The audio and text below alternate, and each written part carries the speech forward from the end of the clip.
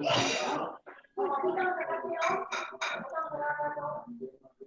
so let's start. So for this topic, for today's topic, it's all about conditional control.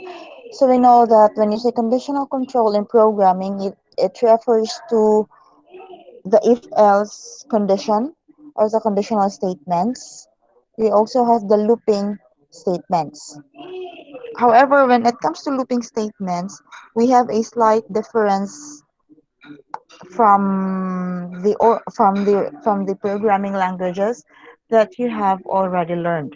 So let us just go through that later in our discussion. So the objectives of this discussion is that at the end you will be able to learn how to use MySQL if statement. That is by executing a block of SQL code based on specific condition.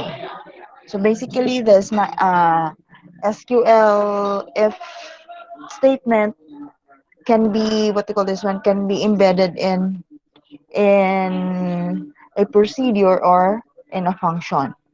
Then you should be able to learn how to use case statements and construct a more complex conditional statement inside a stored procedure.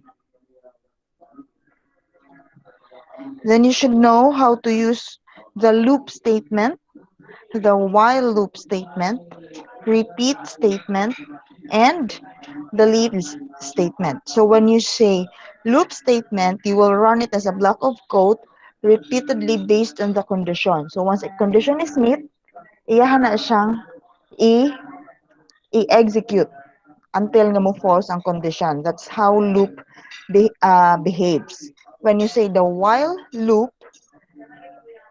it will execute to one or more statements repeatedly for as long as the condition remains true. When you say repeat statement, it will execute one or more statements until a certain condition is met or is true. And you also have here the leave statement. When you say leave statement, it will it will exit a stored program or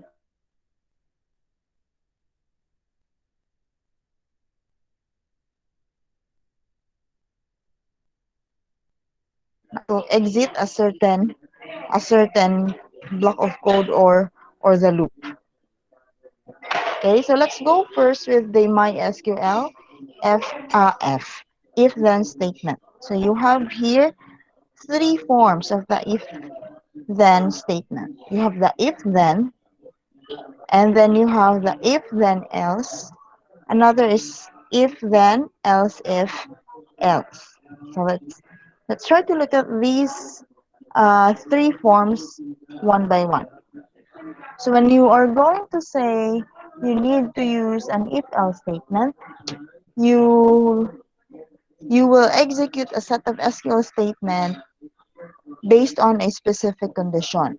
So kung nasa ganito mo gamit ang if then statement, if we have one or more solution to a particular problem.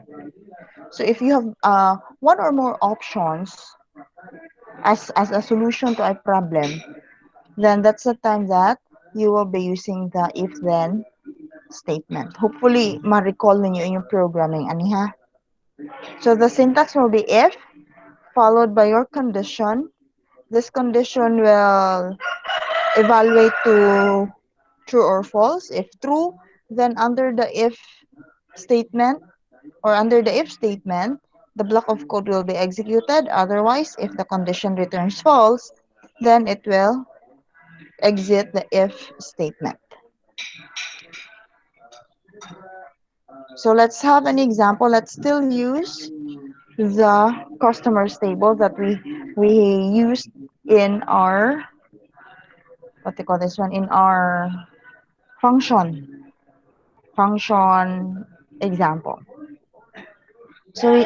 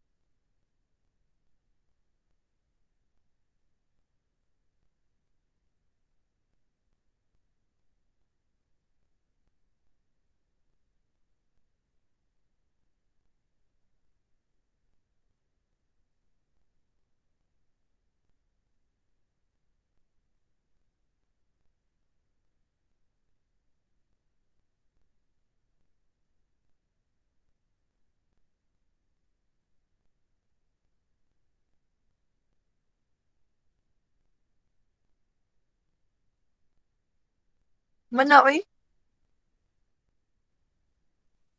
Morning, Dan. Wala. Kabinog ako nawala. Be! Wala si ma'am.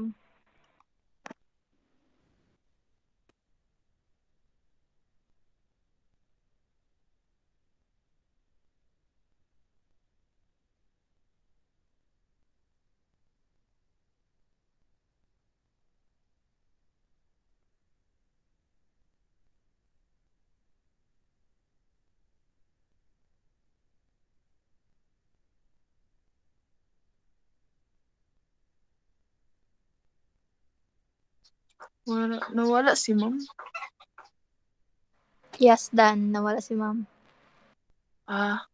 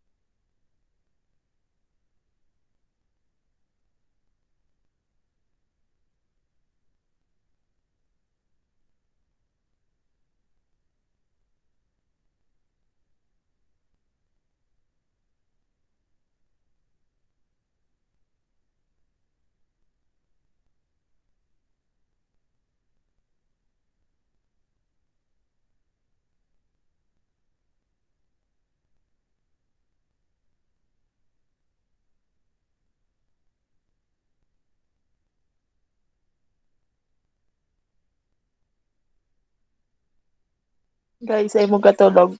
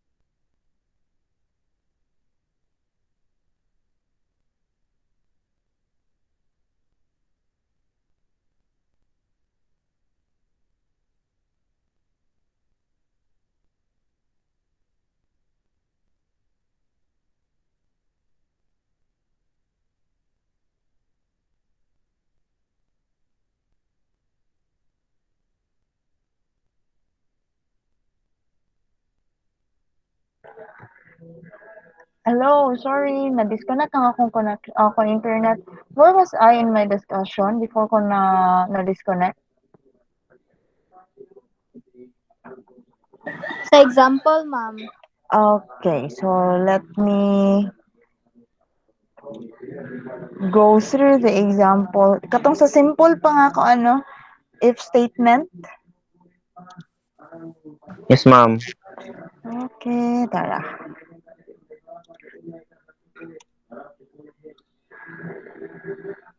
Okay, so here's the example for the if-then statement.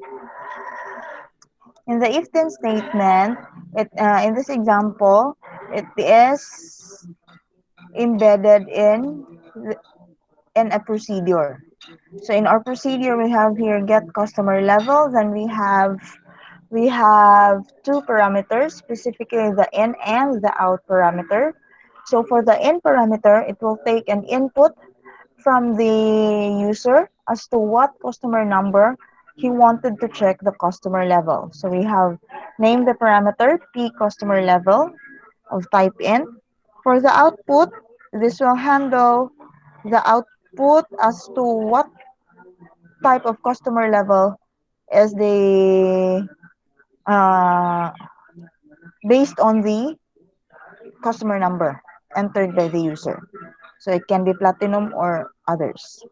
So we have here, we declare a variable, and then we we execute a select statement that will select the credit limit from the customer table, and whatever is the value of the credit limit will be assigned into the variable credit, and it will be then used to process the if statement that we have in our procedure.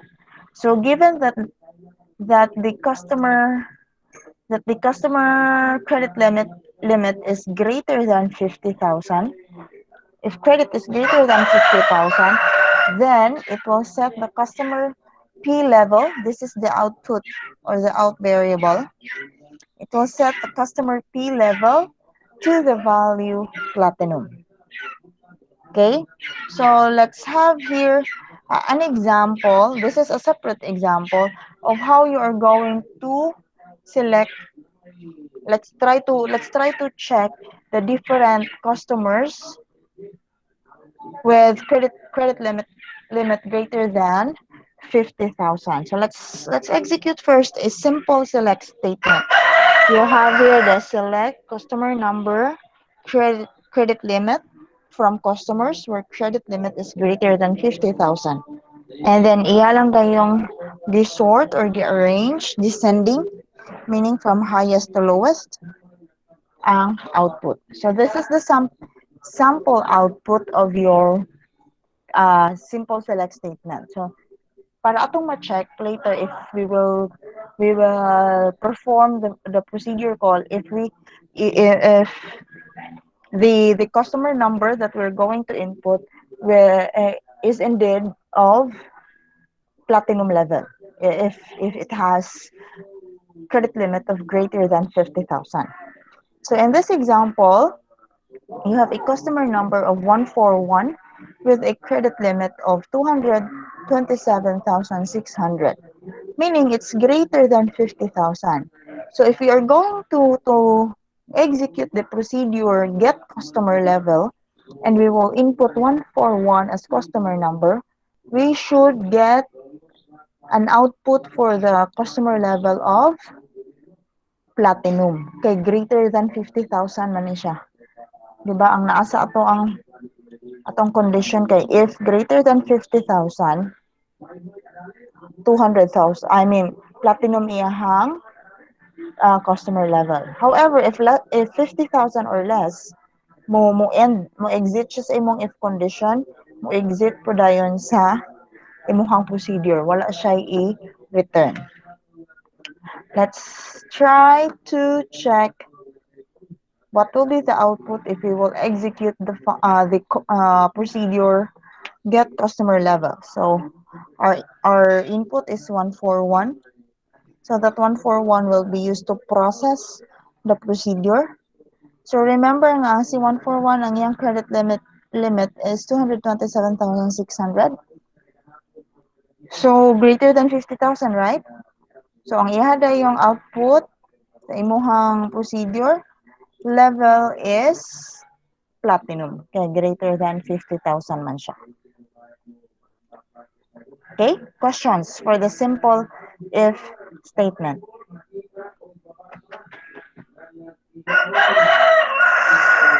Okay, none. So let's just proceed with a two-branch simple if statement. We have the if then else statement.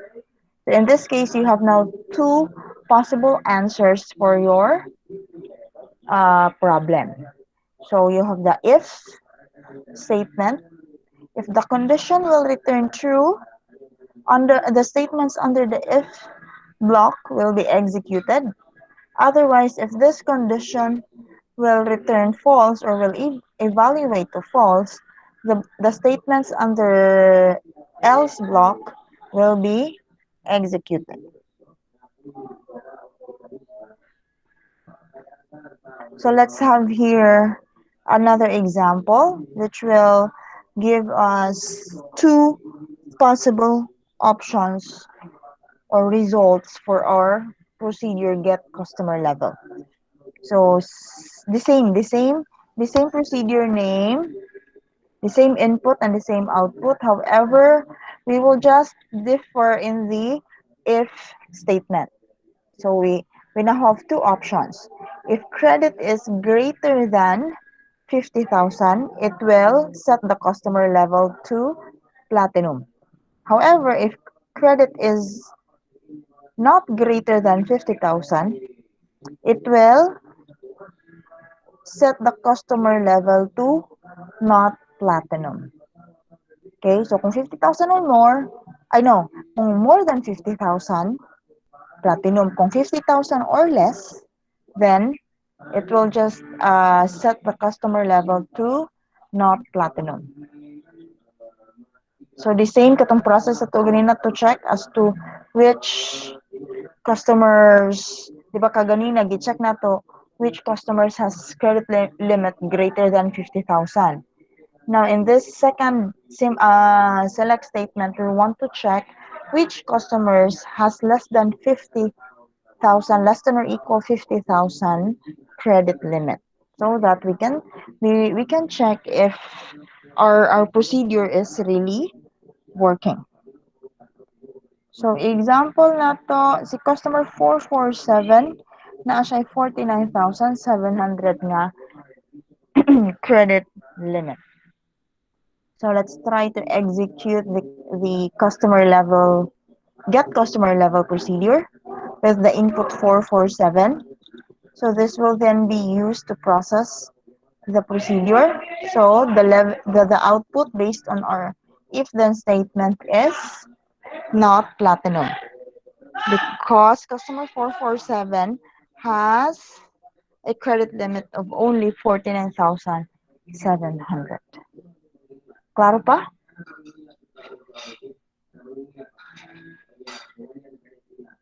Okay, so I'll proceed. Then you have here the multi-branch if else statement. So you have if then else statement. So more than two na din imong condition ani. You have the if statement. If the first condition will return to true, the statements under the if statement will be executed. Otherwise, kung mag-false, i-check na po niya ang condition sa else if. If it will return to true, then it will execute the statements under the first else if condition until na ma-false ang evaluation sa condition. Then that's the time that the else statement will be executed. So let's have an example.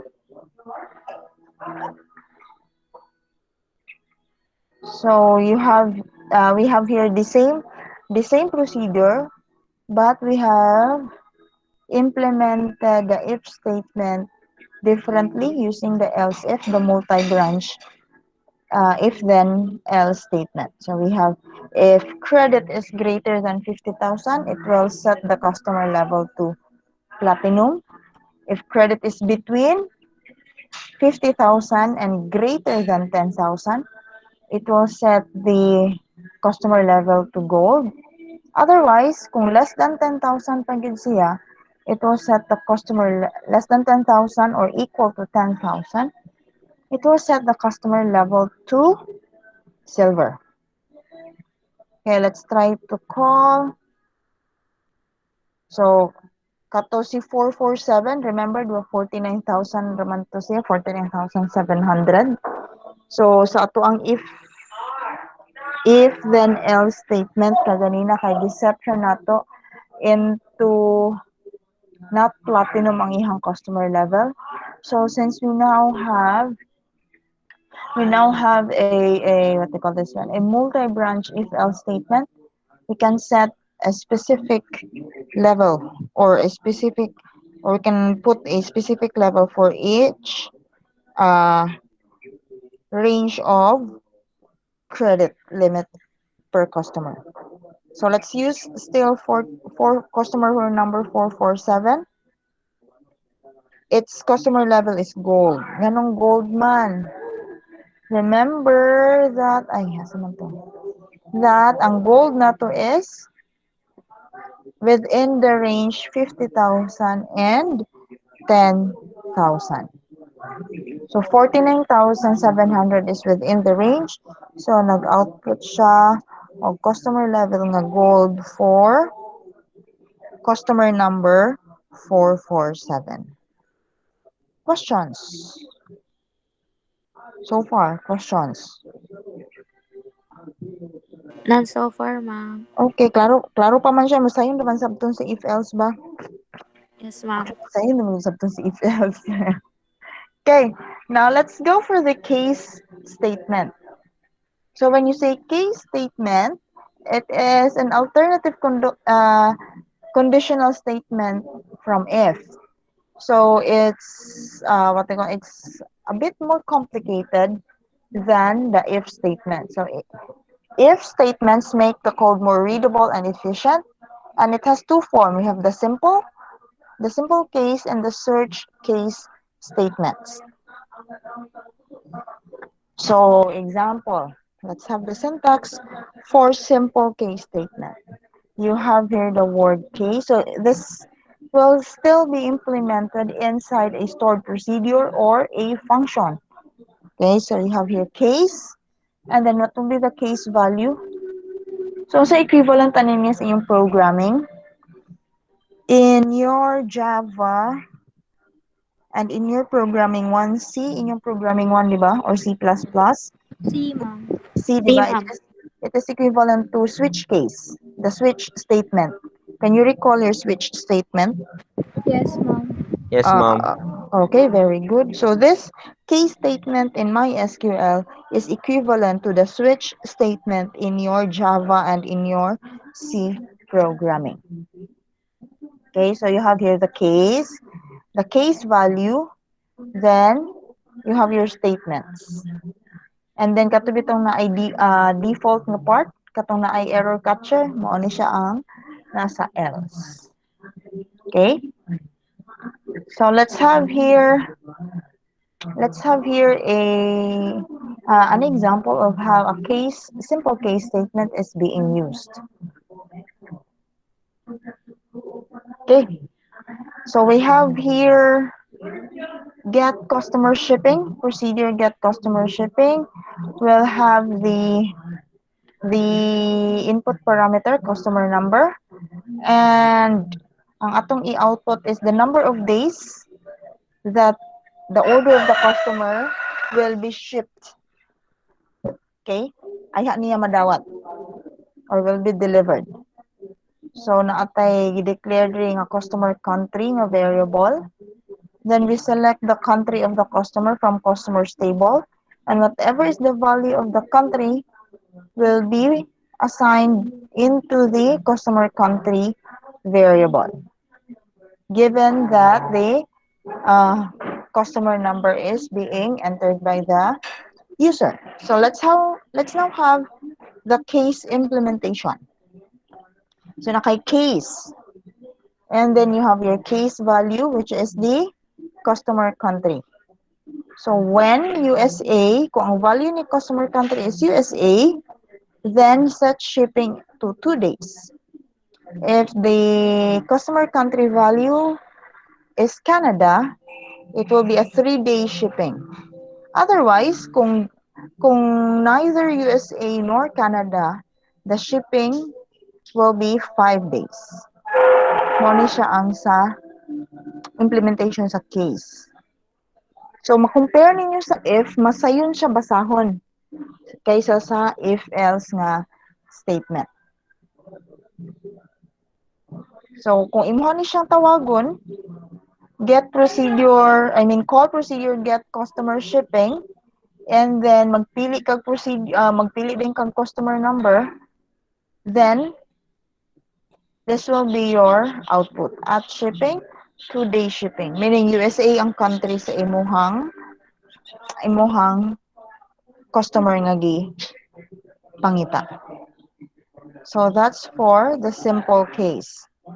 So when you say case statement, it only allows you to compare a value with a set of distinct values. So dapat unique ang values ni imuhang ibutang in your case value.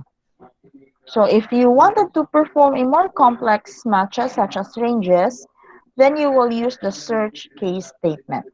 Search case statement is equivalent to if statement, however, it is much more readable. So let's have this. This is the syntax. We have the case, and then you have condition for every when.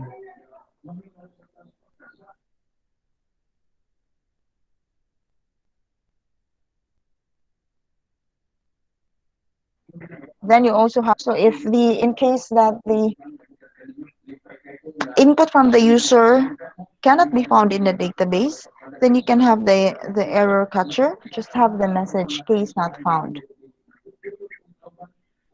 So let's have here an example of a search case statement. So we have here delivery status with the in parameter order number, P order number, and the out parameter P delivery status. So naghimo ta og waiting days. Waiting day na variable. Select date diff. Pag may date diff, this is a predefined function in MySQL which will which will compare the shipping date and the required date of delivery, which will compare two different dates. So in this case, nagamit siya date difference or date diff na function so that makita niya kung ang required date, example, gusto madawat ni ko, pag may kag 2 days na shipping, kung karon ka nag-order, dapat today is March 8, dapat sa Wednesday, madawat na nimo, March 10. Ang kaning ship date, katong actual nimo nga nadawat. So what if nadawat nimo, March 11, then naakay delay stop, ma-check nimo kung late na ba na siya, very late, no information, or on time. Okay, so i-compare niya ni ba si required date of ship date. Okay, so let's have the case statement. Case, when waiting day is equal to 0, then meaning the difference between the required date and the ship date is 0, kaya nadawat nimo siya exactly on March 10, kaya expect nimo siya madawat on March 10, nadawat yun nimo siya on March 10, then naakay on time na delivery status.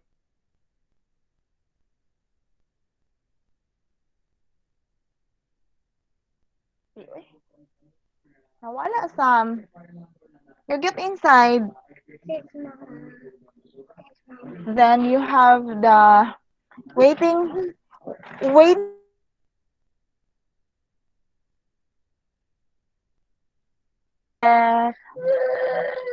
na kay difference nga one day to the less than 5 days, then the delivery status is late. Kung 5 days or more pag yun imong paghulat, ay niabot ang imong order, that's very late. Kung more than pa jud wala pa gyud dili makita ang imuhang delivery status na akay option nga no information, meaning wala ga exist imuhang gipangita, then akay no information. So, unsay makita niyo ang difference ni simple nga case ug ni search case? Pag mayon kag simple nga case, balikan na to ha. Look, in your simple case statement, na kay iset diri nga case value. Diba? Na kay case value. So, whatever is the case value, mo na siya ang gamiton within your case statement. So, the case value should be distinct value or a unique value from your database. So, naka USA, Canada, or unsa pa tong mga countries nga imong giset dito.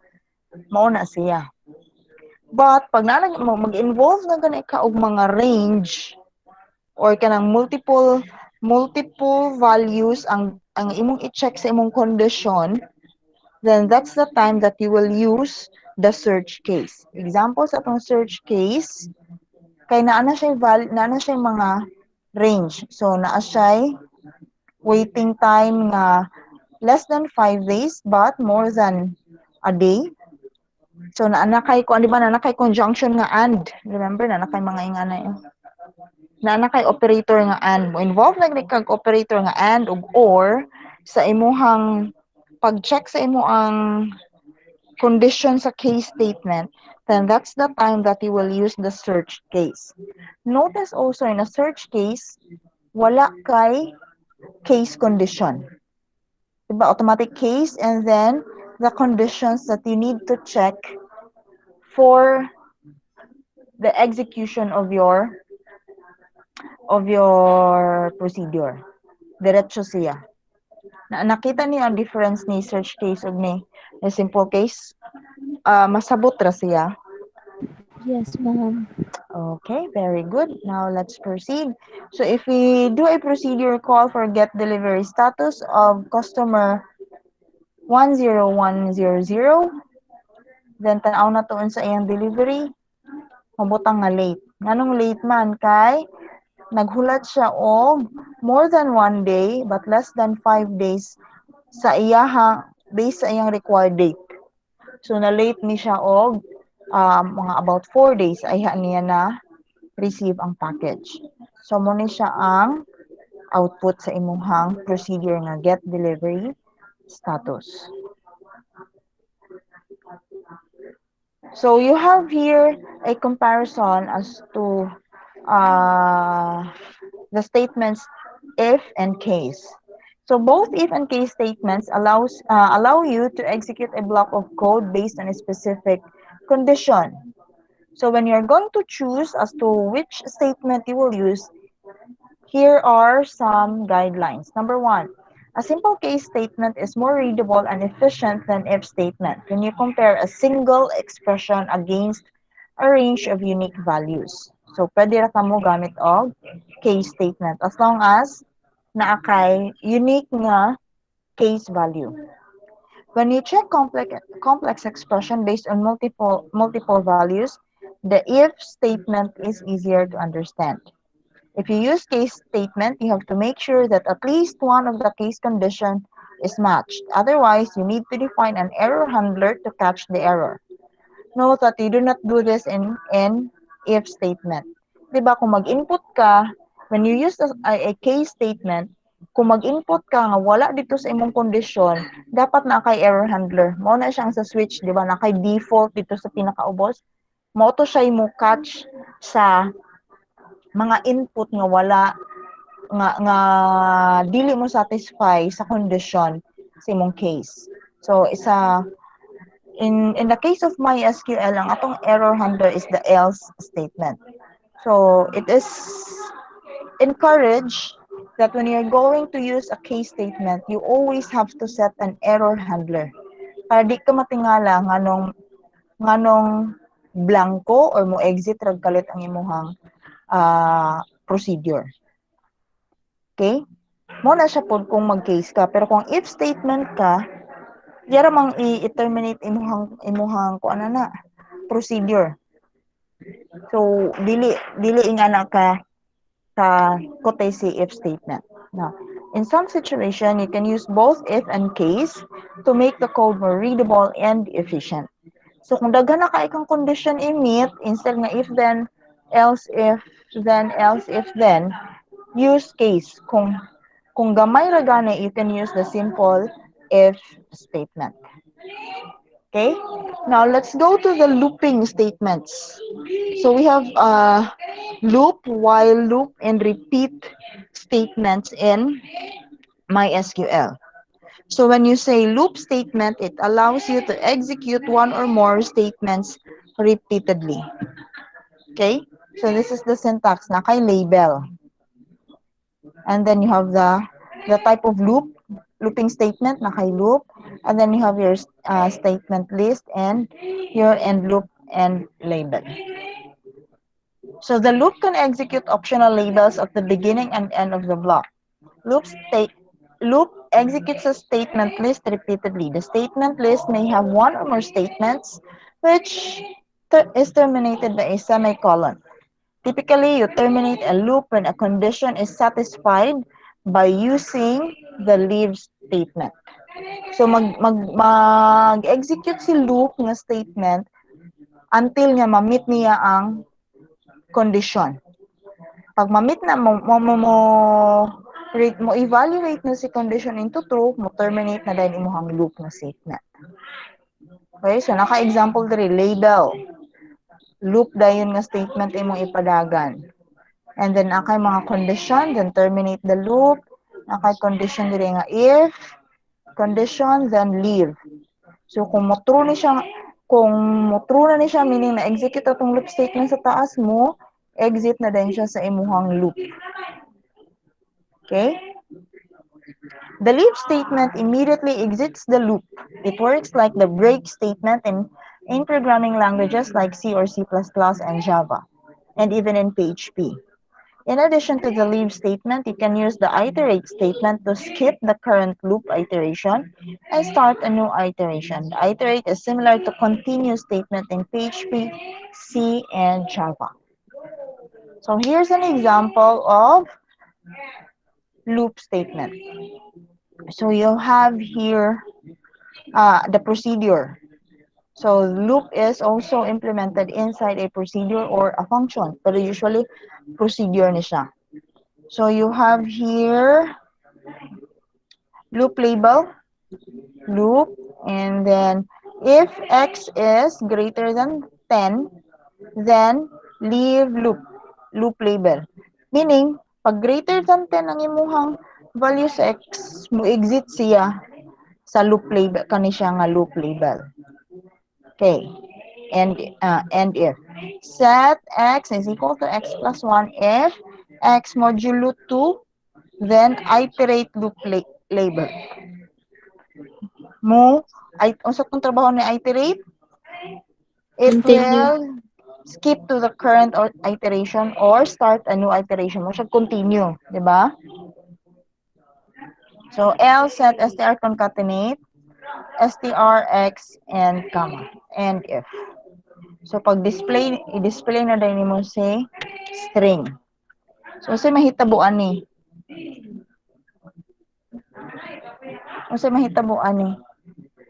So kung greater than 10 ang imuhang value sa x, mo exit siya sa imong loop. Iyan na din i-select din tong string. Mo output din siya, i-display niya ang output.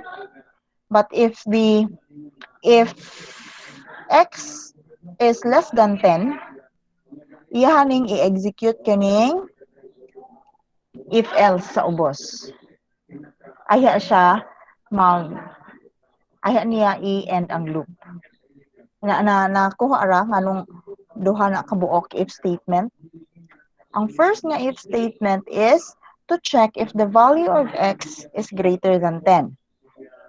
Pag greater than 10 ang value ni x, iyang igawa sa loop, iya ding i-end. I-display din niya kung unsay sulod sa imuhang str nga variable.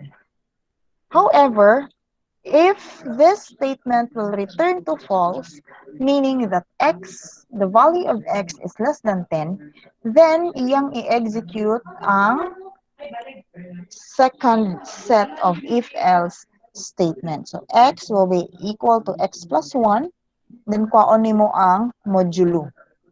Check man nimo kung pag modulo to kung ano ni, di ba? Remainder. Kung ano mo kung add or even ba siya. So whatever is the value of x now will be concatenated to the value of str variable. Then you have your x separated by a comma. Iya day pag mahumanan ni iyahang i-exit. So meaning, pag x is equal to x plus 1, i-execute niya si if. Kung mo true gani si x modulo 2, pag mo zero gani na siya, iyahang i-iterate ang loop label. Else, kung naa siya kuan, kung naay ang result ni x modulo 2 is not equal to 0, then kaning else nga statement ang i-execute niya. Okay? Kuha ra? Nasabtan ra?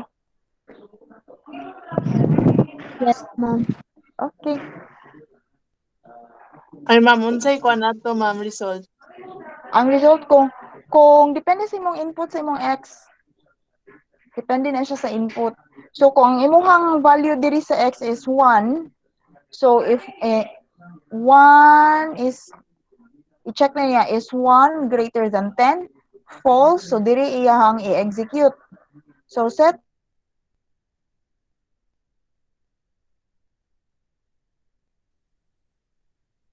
x is equal to 1 modulo 2. Mo 0 ba na siya? Kung mo 0 na siya, meaning true, iyahang i-exit si loop label. So mugawa siya. Unsa may value sa tong str karon, di ba? Giset na to dire. Ang value ni variable str is just a white space. So white space po diyang i-output. Now what if ang value si mo x kay 2 is 2 greater than 10? False. So mo exit siya sa imong loop. Yading butang dire. 2 plus 1, 3. 3 modulo 2, na kay 1. Diba? So, ma-false ni siya. Kung ma-false na siya, kay naman kay 1, na 3 modulo 2, iya din yung i-execute ang nasa else na statement. Set str concat str and the value of your str variable plus the current value of x. Tapos, kanida yung separated by a comma. So, ang value ni str is by default, nagkuan man ka, sa tawagan ni blank man siya, wala man kay gibutang nga other value ni str. So ang nahitabo blank and then unsay value ni x, di ba 2? Dili tong sa modulo ha. Katong unsay current value ni x? 2 man to, 2 plus 1 pila man? 3. 3. Oh, 3. So 3 dayon ang imuhang output ana. Kung iparan na po nimo siyang balik, pwede ka 3 comma din. Unsa na po isunod? Okay? Okay na si loop statement?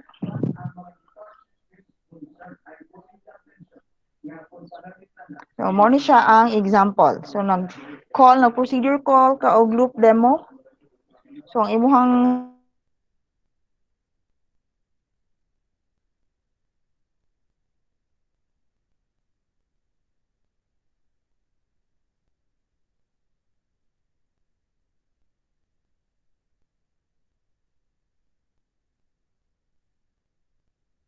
while loop.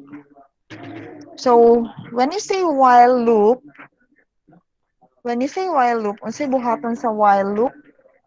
This is a loop statement that executes a block of code repeatedly as long as the condition is true. Meaning, taman sa true ang evaluation sa condition, iyahang i-execute ang imuhang while loop nga statement. Ayha ra siya mo terminate the moment nga mo false ang evaluation sa imuhang condition. Okay, first is you need to specify the search condition after the while nga keyword kani. Muna siya ato ang search condition. Muna siya katong do while bitaw ninyo nga statement sa C++. Similar sila. Si loop kay similar siya sa while na statement. Okay. The while checks the search condition at the beginning of each iteration. If the condition evaluates to true, it will execute the while statement for as long as the condition will return true. So while loop is called a pretest loop because it checks the condition before the statement is being executed. So i-check niya daan before niya i-execute, yung i-check daan kung true or false ba ang evaluation sa condition. Kung true, i-execute niya si while. Kung false, dili niya i-execute. Second, specify one or more statements that will execute between the do and the end while keywords. Asa tong do and end while. Kani. Kani siya nga part do and here. End while keywords. Then third, specify optional labels for the while statement at the beginning and end of the loop construct. So let's try to check here. Let's have an example. Let's create the table calendar with the ID as your primary key. You have your full date, day, month, quarter, year. Muna siya ang attribute sa imuhang calendars nga table. So let's create a procedure that will insert value to your calendar table. So you need to create a new store procedure to insert date into the calendar. So naaka insert calendar. Naada yung kay DT o nga date. Nana siya in nga statement before. So insert into calendars full date. Matingalo mo ma'am nganong walay ID nga naman siya ID dire. Naka-auto increment man siya. Pag naka-auto increment, ayaw na siya i-appeal sa pag-insert nimo. Kay automatic na si MySQL mo assign ana. So magsuot siya 1, 2, 3, 4 plus 1 plus 1 ang pag-increment ana. So na kay full date, day, month, quarter, and year. Unsay values. So remember lang ako mag-insert nga ni kag naay auto increment, ing ani nga porma sa imong insert imong gamiton. Insert into calendars, you specify unsa to nga mga attributes kung gusto ko nga imong gusto insertan. So this time walay labot si ID because it is auto incremented. So si MySQL na ang mo assign of value. And then what are the values? Ang DT dahil mo ni siya ang input nga date, extract date. Kwaon niya ang day nga component from the DT nga input. So example input nimo 3/8/2021. So that's March 8, 2021. Iyahang kwaon ang day, i-extract po niya ang month gikan sa imuhang DT nga input, i-extract niya ang quarter whether it's first, second, third or fourth quarter of the year, and extract po niya unsa nga year to siya. Muna siya buhaton sa imong while loop. So muna siya dili while loop sa imong procedure nga insert calendar. Ang imuha dayong while loop nga implementation is from another procedure. So in this case, nag-create kag procedure nga load calendars nga gitawag nimo ang another procedure inside it, si insert calendar kani. Tawag nimo ni nga procedure insert calendar dito sa load calendars nga procedure. So naa kay input nga start date, then unsa tong day nga integer. Then you have here declare counter. You have your DT as date ang data type. So while counter is less than or equal to day, asa ni siyang day gikan? Diri sa imong input gihapon. Day do Meaning, i-check niya kung ang imuhang counter is greater than or equal to day, katong part sa imong input, do kani dayon nga mga statement. Call, insert, calendar, tawagon nimo tong insert calendar nga procedure. Set counter to counter plus 1. And then set dt, katong dt nga variable, into dt, date add, dt interval 1 day.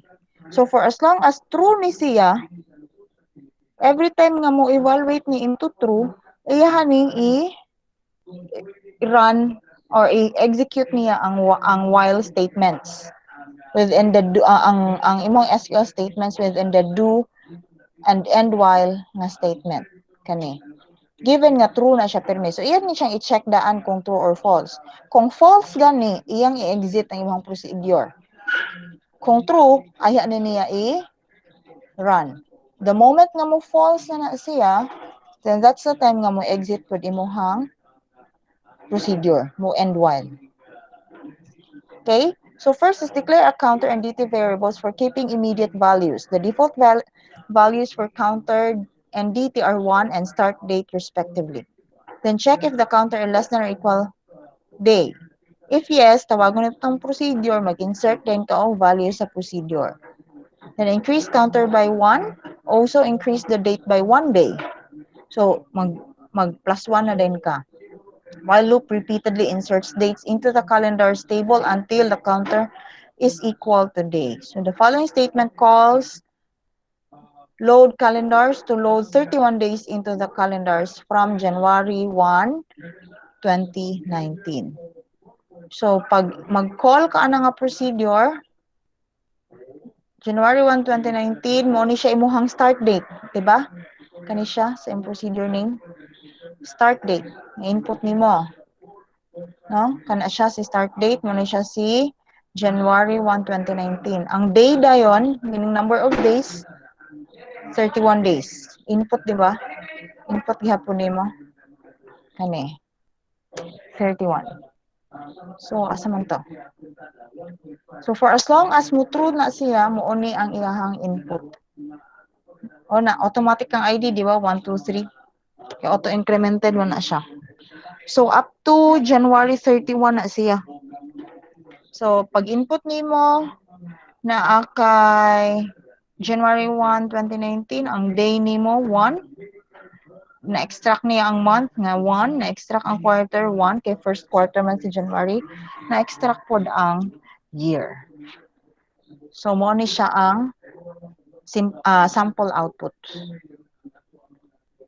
Okay, questions for the while loop statement.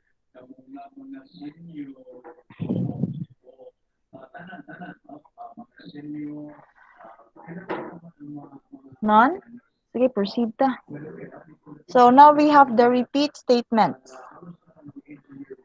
This will execute until one or more statement. It will execute one or more statements until a search condition is true. So meaning, unsay mahitabo niya? Until a search condition is true. So for as long as false ang execution ang evaluation sa imong statement, mag-execute mo, continue siya og execute. Pag mo true na gani imong condition, that's the time nga i-exit niya ang imong repeat nga statement. So the repeat execute statements until the search condition evaluates to true. It will check the condition after the execution of statement. Therefore, the statement always executes at least once. At least once, so pwede nga kadaghan. This is why the repeat statement is also known as the post-test loop. Si while statement, gitawag siya nga pre-test. Si repeat statement, gitawag siya nga post-test. Nganong pre-test ganito si while? Kay iya mang i-check daan kung true ba ang condition. Pag true, i-execute ang statement sa while loop. Opposite po sila ni repeat statement. I-execute niya daan ang mga statement until nga mo true si condition. Pag true si condition, ay siya mo undang. So it's a post-test loop. So repeat statements or statement can have labels at the beginning and end. And these labels are optional. Sa pa ba? Padayon sa ko. So here's an example. We have here a repeat demo procedure. So naakay gi-declare nga counter. Default value ni counter is 1. Naakay gi-declare nga result variable. Empty ang iyang default. So repeat. Set result is equal to concatenate result counter separated by a comma. Set counter is equal to counter plus 1. Until counter is greater than or equal to 10. So for as long as counter is less than 10, pag mo false gani ni, meaning less than 10 siya, di ba? The moment nga less than 10 siya, iya gini siyang i-execute ni niya tanan. Pag pag the value of counter will be equal to 10 or greater than 10, tapos aya niya i-end si loop. I-end niya ang repeat na statement. And then i-display din niya si result. So, as long as false ni siya kani nga condition, iyahang i-execute ang repeat statements. Pag mo true na gani ni, i-exit na din niya, i-display na din niya ang result ni repeat statement. That is why it is called a post-test loop or post-test statement. Okay? So, kung ato siyang call repeat demo, ang result niya is 1, 2, 3. Sige, rin siya kuan. Loop rin siya 1, 2, 3. Nganong 9 raman? Kay sa condition na to, greater than or equal to 10 man siya mo true. Pag abot niya og 10, pag meet niya og 10, yan ay exit. So, wala na ilabot si 10 sa imuhang output. Klaro? Yes, ma'am.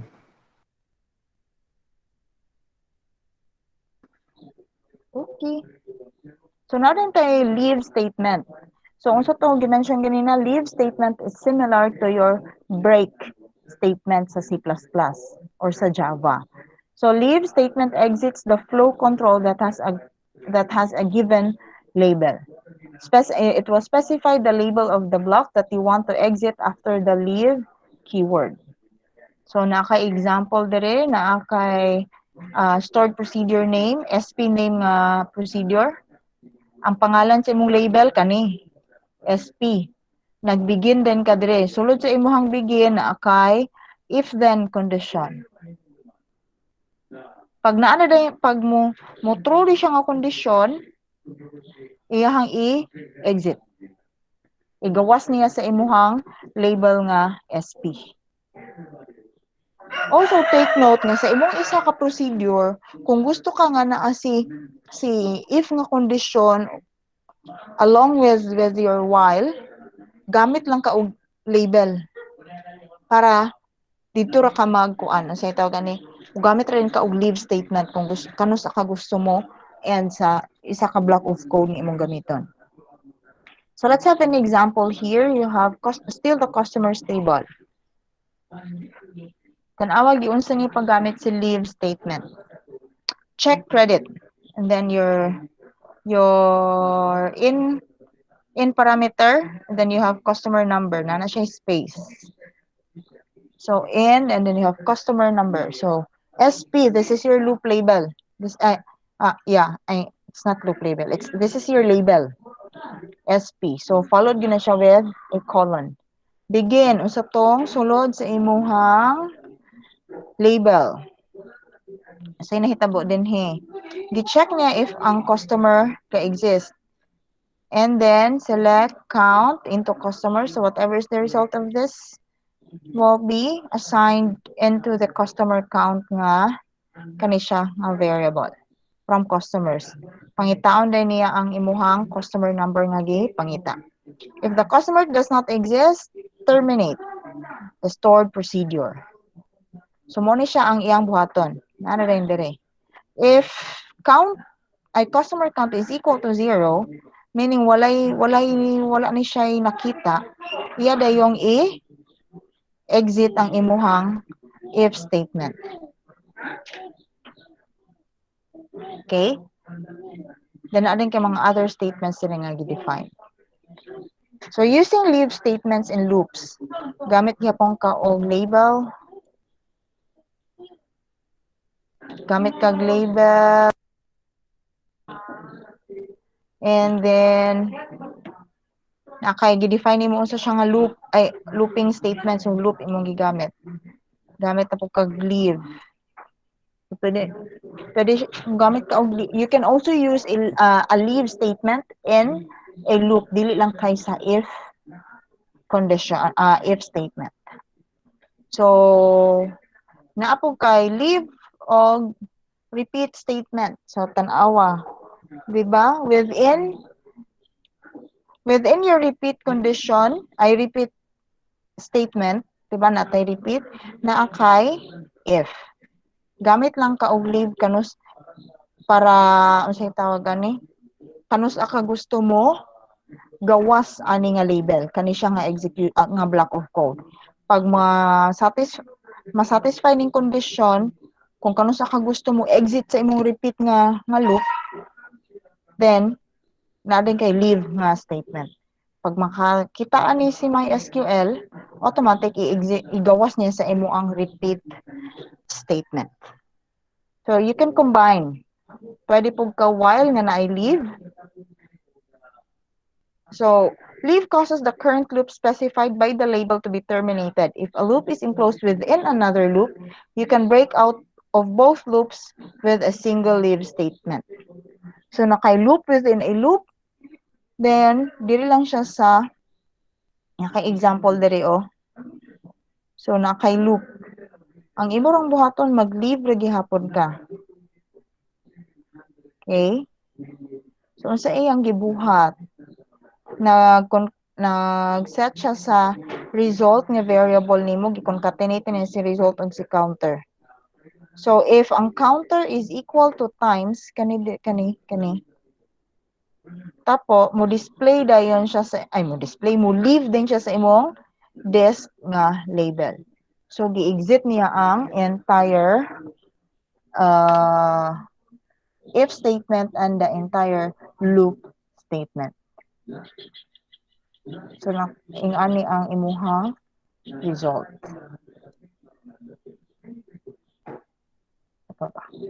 Okay, questions?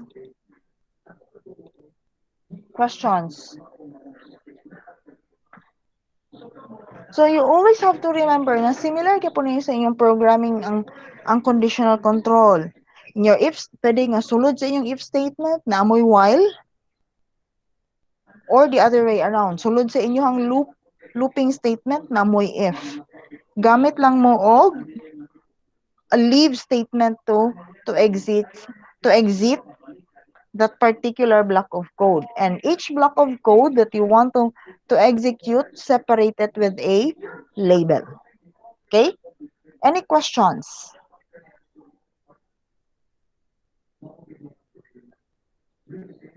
Questions?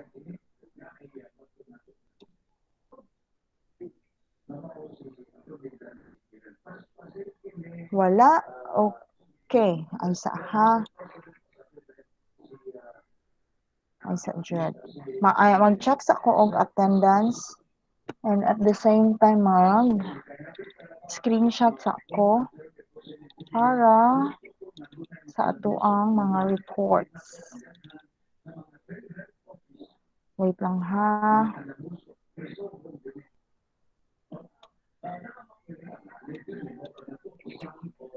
Today is March 8th.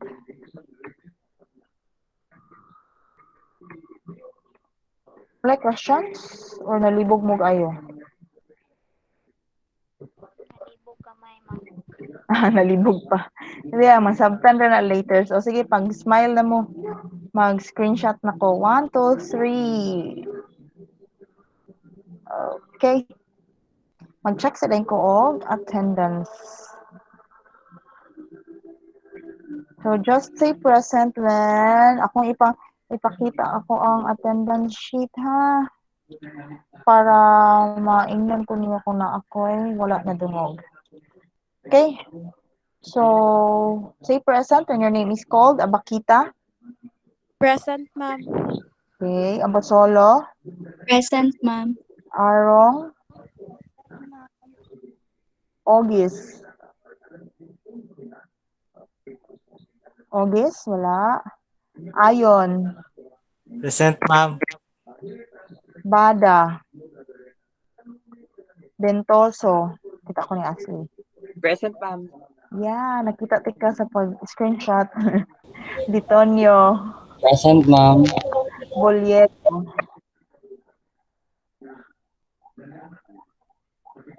Boliedo, wala. Kalago. Kuwaton.